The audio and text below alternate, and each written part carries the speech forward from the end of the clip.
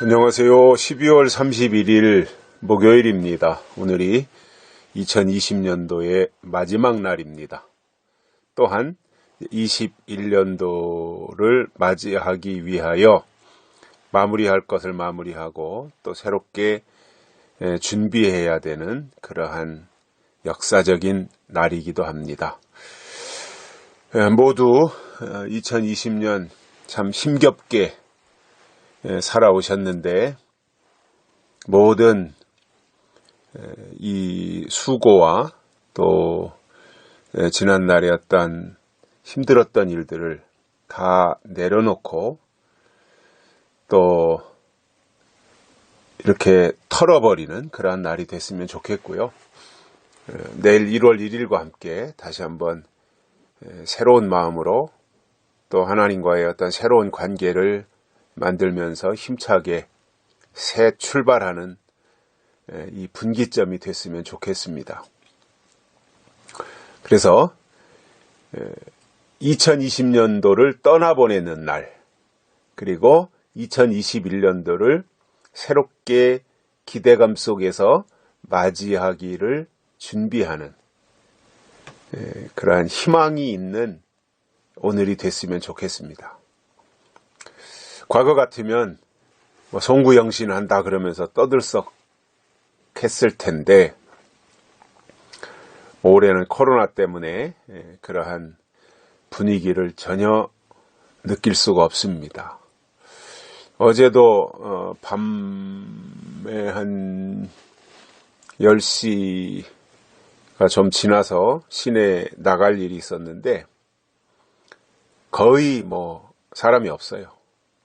어쩌다 그냥 한 사람 지나갈 정도지 거리에 사람이 없어요. 참 이것이 코로나 사태와 또 경기 침체, 불경기죠.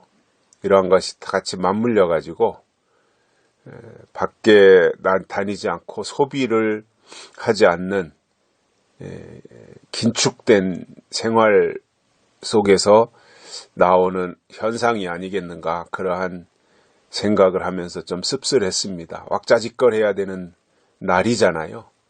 올해를 보내고 또 1월 1일 새해를 맞이하는 떠오르는 첫 번째 태양을 보기 위해서 사람들이 335 짝을 지어서 해돋이를 보기 위해서 가고 또 송년회를 한다면서 사람들과 친구들과 만나서 이야기도 하고 하는 이 시간이어야 되는데 그렇지 않은 것들을 보면서 참 마음이 무거웠습니다.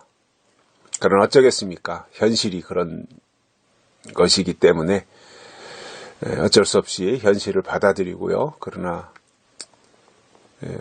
어떨지 모르겠습니다만은 2021년도는 2020년과는 좀 다르게 좀 좋은 모습으로 그야말로 한 번도 경험하지 못한 그 시간이 아니라 과거에 좋았을 때 경제도 번성하고 사람들과의 만남도 자유롭고 이곳저곳에서 백화점 세일도 하고 사람들의 왕래가 아주 빈번하고 이러한 과거에 아주 경험했던 좋은 시간들이 2021년도에는 우리 앞에 펼쳐졌으면 하는 그러한 생각을 가지게 됩니다.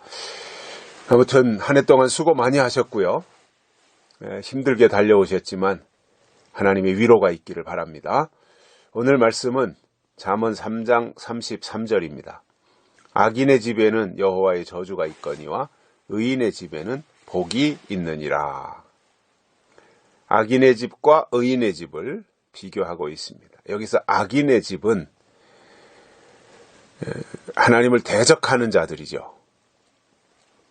하나님의 뜻을 거역하는 자들, 때를 모르는 자들.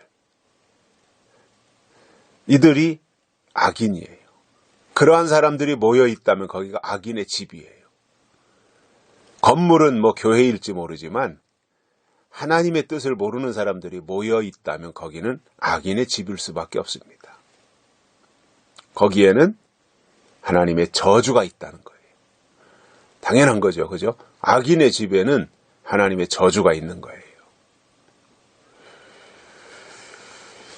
그래서 우리는 악인의 집 근처에서 끼웃거릴 필요도 없습니다. 얼씬거릴 필요도 없습니다. 왜냐하면 저주받을 곳을 뭐로 끼웃거려요? 하나님의 뜻을 모르고 하나님의 법을 모르고 이 땅에 이루어질 하나님의 영광스러운 계시록이 이루어지는 것에 대해서 전혀 알지 못하는 사람들, 거기에 저주가 임할 것이고 그들은 악인의 집이잖아요. 바리새인들과 같은 사람들이에요. 거기에는 가까이 할 필요가 없어요. 유익이 없다는 거예요. 영적으로 유익이 있어야 되잖아요. 가만히를 깔고 신앙생활을 하더라도 영적으로 유익하면 되는 겁니다. 그러나 아무리 화려한 건물을 지어놓고 거기에 최고급 좌석을 만들어 놨을지라도 악인의 집이면, 하나님의 뜻이 없으면 악인의 집이기 때문에 거기에는 저주가 임할 수밖에 없는 겁니다. 그래서 여기서 악인은 거짓 선지자 황충이가 악인이에요. 적그리스도가 악인이에요. 음녀가 악인이에요. 바벨론이 악인이에요. 거기에는 저주가 있다는 것입니다. 그러나 반대로 의인의 집에는 복이 있느니라. 그러면 복 받는 데서 신앙생활 해야죠. 물론 복은 다시 오시는 예수님을 맞이하는 게 복이고, 하나님이 인치실 때 인맞는 것이 복이고, 대환란이 올 때 대환란을 이기는 것이 복이고, 이런 계시록에서 말하는 복이 있잖아요. 그러한 복을 생각하면서 그 복을 사모해야 되는데 그 복이 어디에 있느냐면 의인의 집에 있다는 거예요. 의인이 누구예요? 하나님의 뜻을 깨닫고 그 뜻을 이루어드리는 사람들이 의인이에요. 그러한 사람들이 모여있는 집이 의인의 집이에요. 그러한 교회라면 그러한 교회가 바로 의인의 집이고 의인들이 모여있는 의인의 교회라는 말이에요. 거기에 하나님이 복을 주신다는 겁니다. 우리는 하나님 편이 돼야 돼요.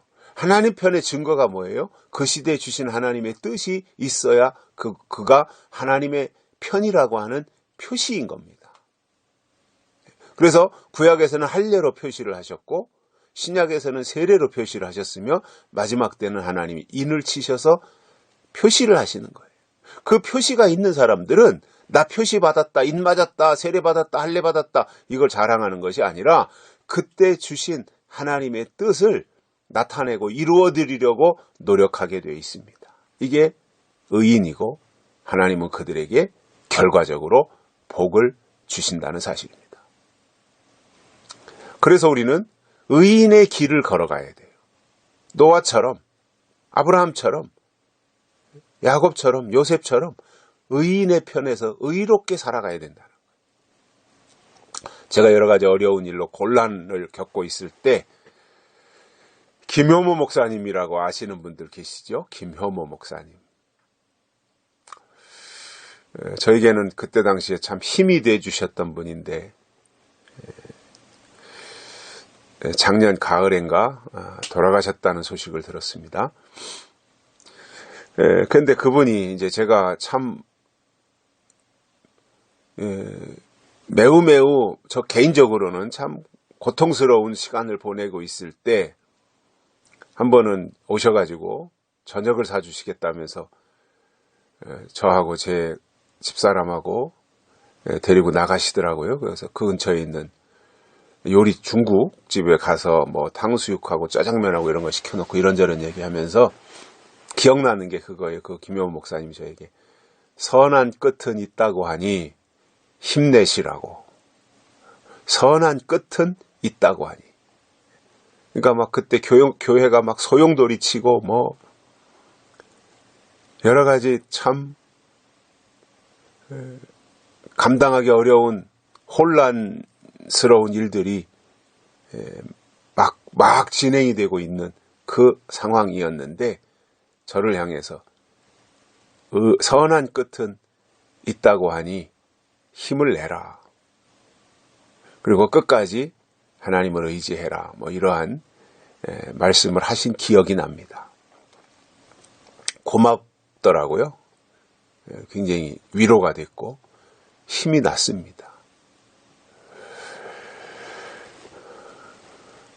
우리가 하나님의 편에 있다고 하는 것은 결국은 의로운 편이 되는 것이고, 하나님은 의이시니까 결국 그 의 자체가 뭐냐면 하나님의 뜻을 나타내는 거예요. 그게 의인이에요. 그들에게 하나님이 복을 주신다고 하는 것을 아시고, 올 한 해 동안도 믿음으로 사느라고 힘드셨는데, 애쓰셨는데 2021년도에는 시작하는 첫날부터 의로운 편에 서서 또 의인의 집에서, 의인의 교회에서 신앙을 더 돈독히 하셔서 하나님이 예비하신 복을 증거로 받아 누리는 그 기적의 순간을 맞이하시기를 바랍니다. 여기까지 하겠습니다. 고맙습니다.